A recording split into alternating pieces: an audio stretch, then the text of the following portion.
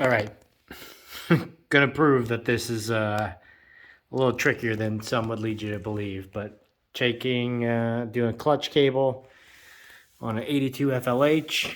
I was told, just get some pliers and reach in there and wiggle the thing out and stop being such a sissy about it. You can see the bracket where it connects, but you can't see shit past it. You got this chrome cover in the way, but it's not really that much in the way. There's a bracket for the coil. That's just north of it, so you're not going to be able to get that much around. So moving this exhaust shield wouldn't help. The oil seems like the most likely thing in the way. Tried to shortcut it and took off the battery, and you can see down in here, but again, you can't see shit. You get to the arm, which pull on the clutch. We know where we got to get to, so we'll see. I think we're gonna end up having to move the tank. Hopefully not lose a bunch of oil. All right, we're a little bit farther.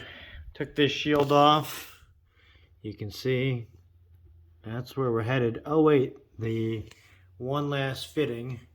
There's 2 bolts on the air side connected to the battery tray, and then 2 bolts here to get the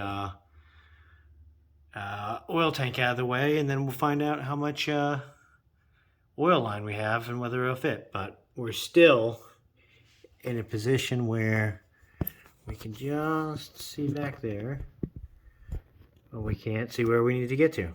So hopefully one more nut. That bolt's loose. Lower's loose, and the 2 on the other side, and that little C-looking thing back there is what we're after. Okay, do this one-handed and grab the clutch. So let me see if I can zoom in.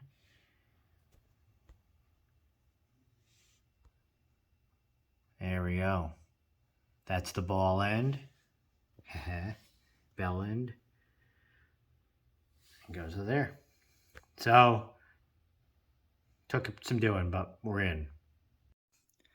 Okay, success. What I had to do was get this really loose so that you can take it off up here. And then you can like jam this thing forward and it'll give you enough slack, and then you have to reach around behind it to that little arm and hook it, and I used a magnetized thingy and just kind of pried it out, but not fun. And then you'll just roll this all the way out and the whole thing will come out, and then you got to put a new one in and finagle that back in. So we'll see. Getting it in will be interesting because you're fighting against the clutch, so you don't have a whole lot of, there's a little bit of play, but you don't want to have to fight against those springs. All right, we got it back in. What you're going to want to do with the new cable, you'll have this farthest nut all the way back. You want the most slack, and you screw this thing all the way in, and don't connect it to the handlebar yet.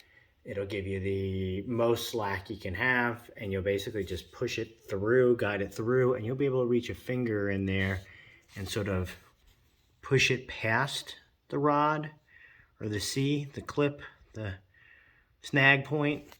And then with a screwdriver, you'll just be able to guide it, a long screwdriver, into its position. And then you start tightening it back, but just make sure obviously you hook it up to the handle before you get too tight, and then you back it a lot out until you get 1/8 or 1/16 of an inch slack. So now